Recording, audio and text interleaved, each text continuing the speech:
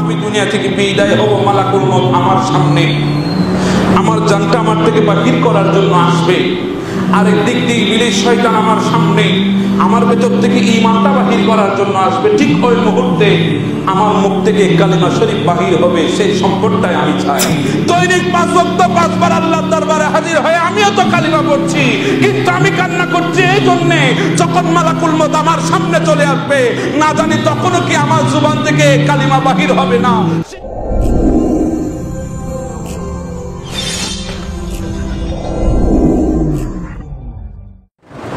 এক বান্দাকে জিজ্ঞাসা করা হলো, আল্লাহর বান্দা তুমি দুনিয়ার জমিনে কোন সম্পত্তি চাও? ওই বান্দা উত্তর দেয়, আমি সেই সম্পত্তি দুনিয়ার জমিনে চাই। সেই সম্পদ কোন সম্পদ? বলে যখন আমি দুনিয়া থেকে বিদায় হব, মালাকুল মউত আমার সামনে আমার জানটা আমার থেকে বাহির করার জন্য আসবে। আরেক দিক দিয়ে ইবলিস শয়তান আমার সামনে আমার ভেতর থেকে ঈমানটা বাহির করার জন্য আসবে। ঠিক ওই মুহূর্তে আমার মুখ থেকে কালিমা শরীফ বাহির হবে, সেই সম্পদটাই আমি চাই।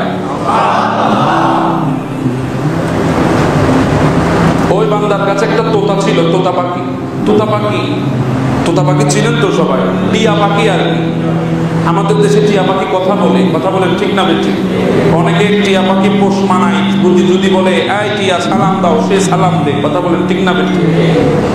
ওই বান্দার কাছে একটা টিয়া ছিল, ও টিয়া পাখিটা কথা বলতো, তবে আজে বাজে কোনো কথা নয়। ওই টিয়া পাখিটা কালিমা শরীফ পড়তো, লা ইলাহা ইল্লাল্লাহ মুহাম্মাদুর রাসূলুল্লাহ। ওই টিয়াকে ওই আল্লাহর বান্দা কালিমা শিখিয়েছে। একদিন ওই টিয়ার উপর একটা বিড়াল আক্রমণ করে বসলো। টিয়া পাখিটার জান বাহির হয়ে গেছে। ছটপট করে ওই আল্লাহর বান্দার সামনে টিয়া পাখিটা মারা গেছে। ওই বান্দাটা চোখ থেকে পানি ফেলে কান্না করছে, পানি ফেলছে টপ করে।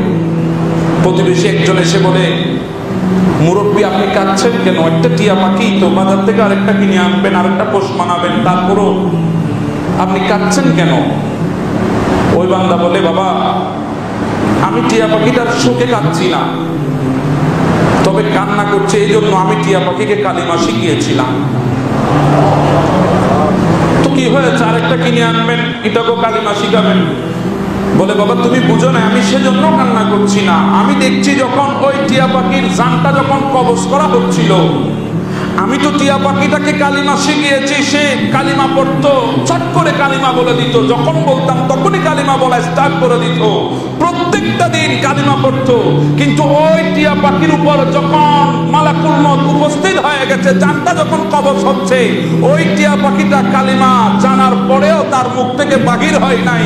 আমিও তো কালিমা পড়ি, দৈনিক 5 ওয়াক্ত 5 বার আল্লাহর দরবারে হাজির হয়ে আমিও তো কালিমা পড়ছি, কিন্তু আমি কান্না করছি এই জন্যে, যখন মালাকুল মউত আমার সামনে চলে আসবে না জানি তখনও কি আমার জুবান থেকে কালিমা বাহির হবে না।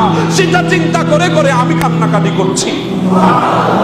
তাহলে দেখুন, দুনিয়ার জমিনে বড় ইমানদার, দুনিয়ার জমিনে বড় নামাজি কোনো কাজে আসবে না মৃত্যুর সময় যদি কালিমা নসিব না হয়। কথা বলেন ঠিক না বেঠিক? এই জন্য তাকাব্বুরি ফেলে দেন, অহংকারী ফেলে দেন, হিংসা ফেলে দেন। যে সমস্ত হাসদ দুনিয়া ধ্বংস করে, ফিতনা সৃষ্টি করে, এগুলা থেকে দূরে থাকুন। যদিও বা অল্প কামায় রুজি রোজগারে থাকবেন, কিন্তু এরপরেও আল্লাহ বরকত দেবেন। কথা বলেন ঠিক না বেঠিক?